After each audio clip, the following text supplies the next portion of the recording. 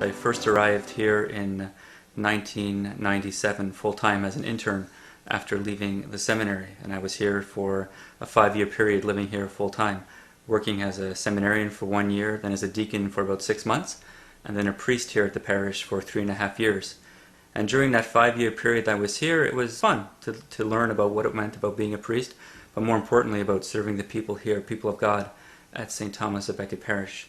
The first night that Father Robert Clark arrived at the rectory. It was Labor Day, September the 1st. All of our appointments always begin on September the 1st. And as I was walking in the front door, Father Fred was leaving, and he was dressed casually in shorts and a casual shirt. I just said hi to him, left, and I forgot that it was either my responsibility or Father Gill's to celebrate the Mass. And he asked me if I knew where my room was. And I said, yes, Fred, everything's fine. I know where I'm going to be staying. So I brought my last few bags into my room because I had already begun to move in during the month of August. And then I started putting things away in my room. This was the evening, about 5:30 or 6 o'clock. And I knew, since it was Monday, there was a Mass at 7:30 at night. But I'm in my room putting things away, and suddenly I hear the door ring. The doorbell goes off. So I go down to answer the door, and it's a whole mob of people waiting to get into the church because nobody has unlocked the church door yet. And I said, well, Father Gill's probably in his room, because Father Fred told me that Gilles was the one presiding the Mass. So I let the people in, and then at 7:30, 7:35, 7:40, 7:45, still no Father Gilles. And being new, I didn't know, what do I do? Do I go into his room? Do I knock on his door? Do I do anything like that? But so eventually I did that about 10 to 8 or so, but there was nobody here. I was here by myself. I thought I was in the rectory with other people. Our seminarian wasn't an hour in the rectory before he had to perform a communion service. Nervous as hell, not knowing what to do. First time meeting all these people, introducing myself, but they were very, very welcoming, very forgiving, and everything went fine. So I think that was a nice introduction for me into the parish, because that was the spirit that I always remembered and encountered here with the people of St. Thomas of Becket. Very welcoming, and very easy to get along with. They helped me insert myself into the parish very, very nicely, very neatly. And one of the things I enjoyed most about being here and working here at St. Thomas of Becket was when we started new projects together. I remember we started the Vocation Awareness Network in this very important committee which promotes vocations. One of the most enjoyable things that I did here at the parish was the baptismal ministry that I was involved in. Working with the families, the babies, for me that was fantastic. Helping people as they began their journey of discipleship through the sacrament of baptism. For me, that's key in my ministry as a priest today. That's one of the sacraments that I enjoy participating in and conferring the most, especially celebrating. Father Robert began with us as a seminarian, and the things that I remember most about Father Robert are the times when he was so quiet, and we used to think that, he wasn't paying attention. But then as time went on, he got to know us very well. Once in a while, he'd come up with these very humorous phrases.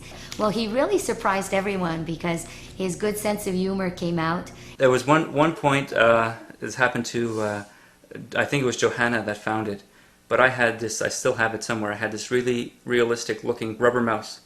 And my day off was Friday back in the day, so I remember on a Thursday putting it out. Johanna wasn't there, but it would have been probably Pat Fahy and Maria was around and the other priests who were living here. And I put the mouse down right in the corner between one of the cupboards and the dishwasher.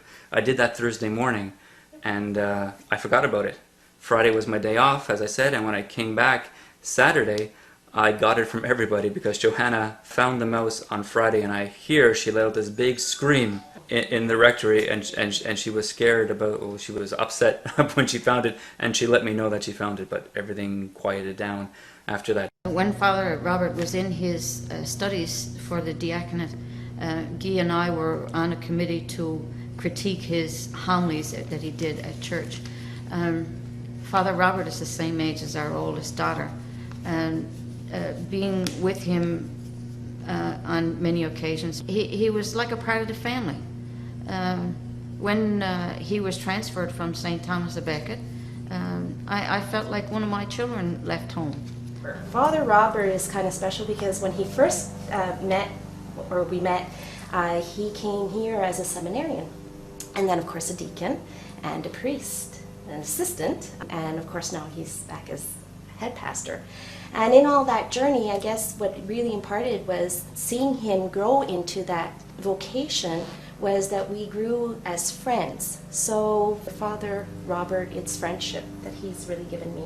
He would give his time, and that is one of the things that I remember the most, because no matter when it was during the week or when he was busy with something, he would stop and actually take care of the needs of the person he was with. And I think that is one of the best qualities that I remember the most about Father Robert.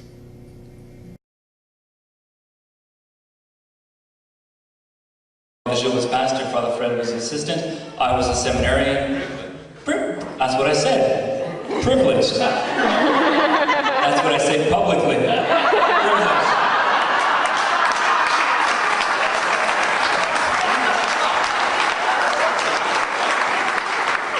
You're privileged, the people here in this parish, in this hall today, because you have the 3 priests who are under 40, all in one hall.